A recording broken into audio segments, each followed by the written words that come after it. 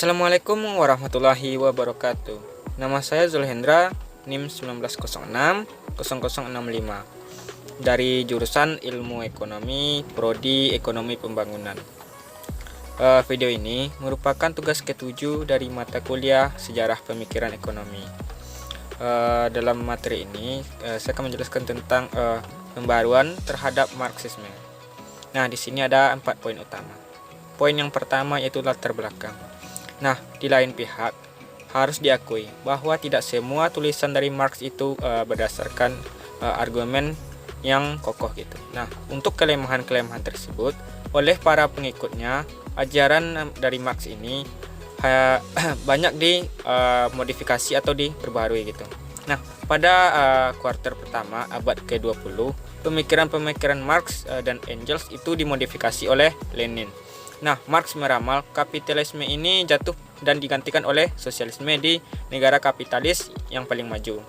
Nah, Lenin justru berteori bahwa sosialisme muncul pertama kali itu di negara kapitalis paling lemah. Nah, dengan teori yang di atas tersebut yang diajukan oleh Lenin itu mempunyai cukup alasan untuk melakukan revolusi di Rusia. Nah, yang dikenal dengan revolusi Bolshevik di tahun 1917. Pembaruan terhadap pemikiran-pemikiran Marx itu terus dilakukan.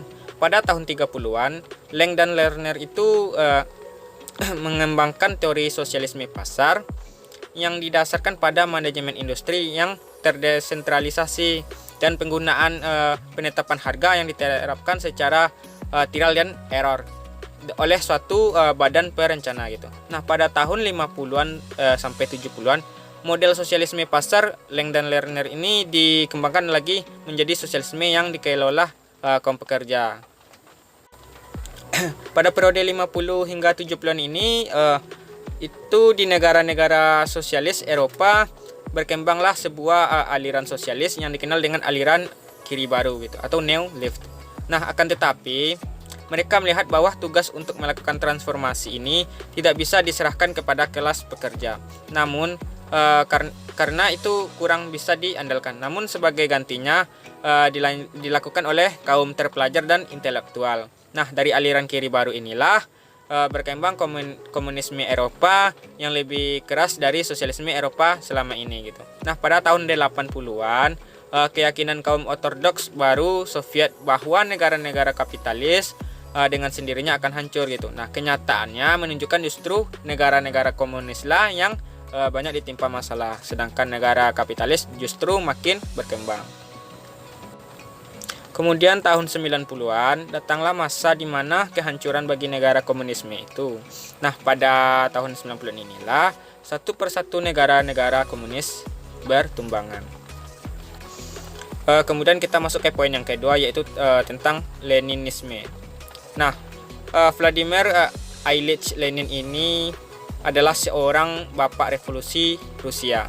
Dua karya tulis yang sangat penting yaitu yang pertama Development of Capitalism in Russia yaitu pada tahun 1956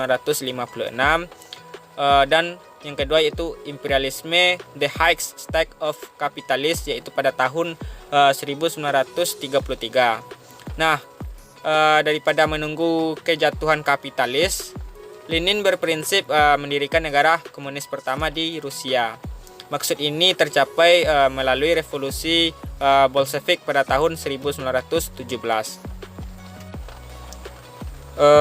Dari poin yang kedua ini ada uraian yang pertama yaitu kapitalis, monopoli dan imperialis.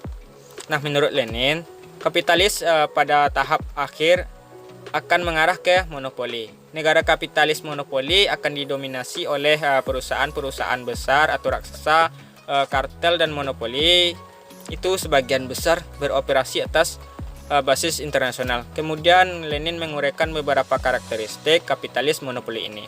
Yang pertama, konsentrasi produksi di tangan industri makin sedikit. Kemudian merger atau penggabungan finansial dan kapital industri.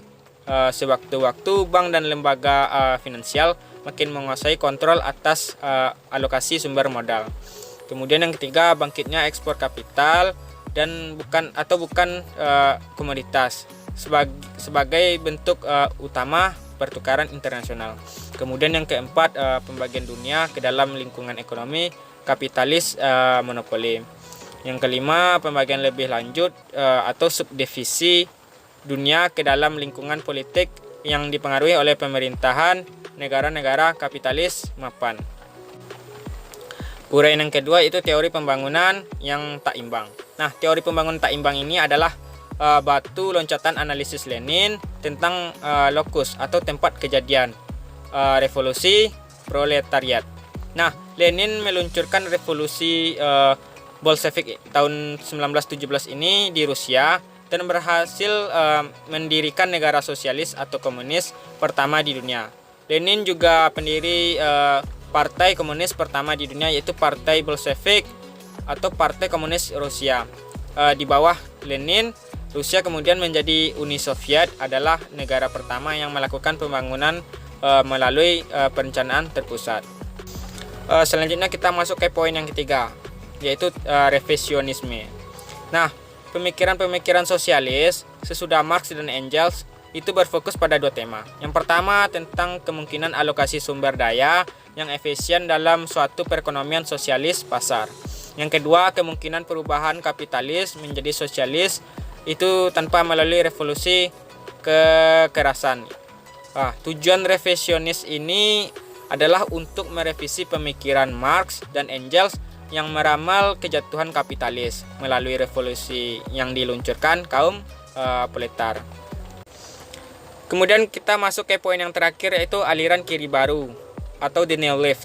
Nah, secara sederhana, aliran kiri baru dapat diartikan sebagai kombinasi dari Marxisme dan Leonisme ortodoks dengan pemikiran-pemikiran radikal baru. Secara keseluruhan, aliran kiri baru ini lebih dari sekedar kebangkitan kembali pemikiran-pemikiran Marxisme, tetapi pada kenyataannya berbeda dalam berbagai hal dari pemikiran kaum Marxisme ortodoks. Kedua, kecaman terhadap kapitalisme kontemporer. Nah, kecaman kaum kiri baru terhadap kapitalisme modern itu mirip dengan kritik-kritik yang dilontarkan Marx. Mereka yang paling tidak disukai dari kapitalisme ini adalah tidak seimbangnya distribusi kekuatan antara ekonomi dan politik dalam masyarakat kapitalis.